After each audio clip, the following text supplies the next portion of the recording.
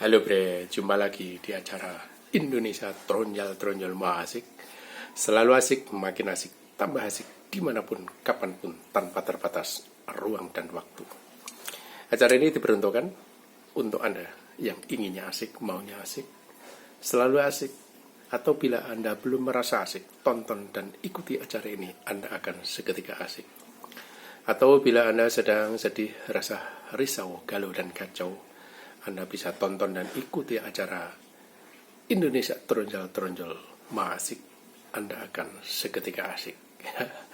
Oke, dalam hal ini akan berbicara tentang kenapa mereka yang beragama menjadi saling mengolok, saling mengkritisi, saling menilai.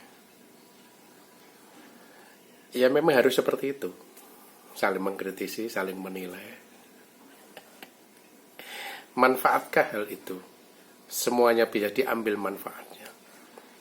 Tidak ada yang tidak bermanfaat dalam hidup ini. Semuanya bisa bermanfaat.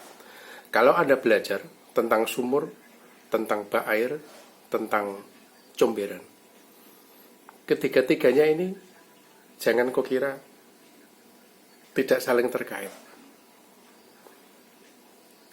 Antara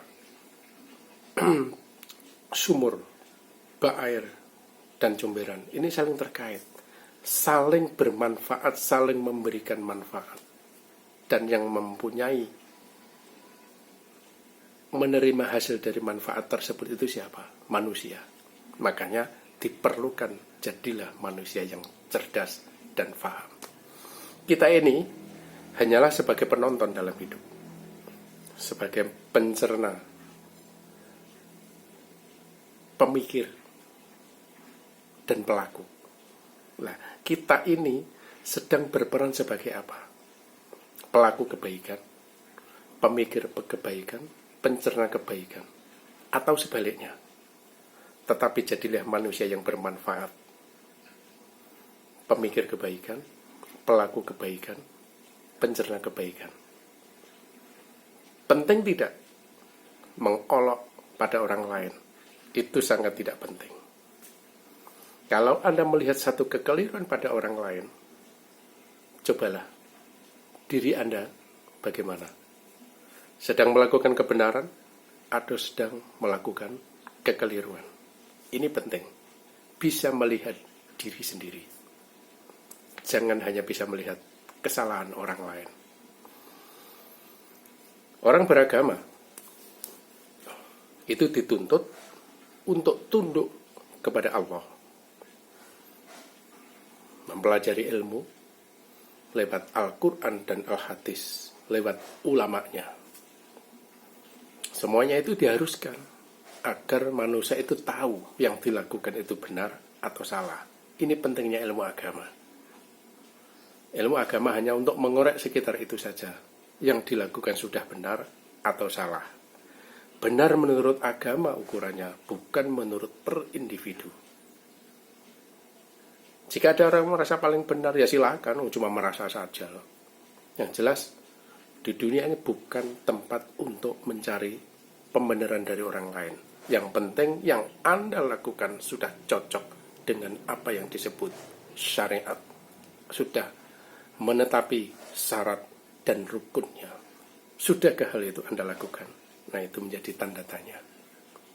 Tapi biarlah itu orang lain. Cukup kita belajar dengan sebaik-baiknya tentang agama.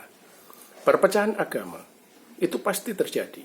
Bahkan Nabiullah Muhammad SAW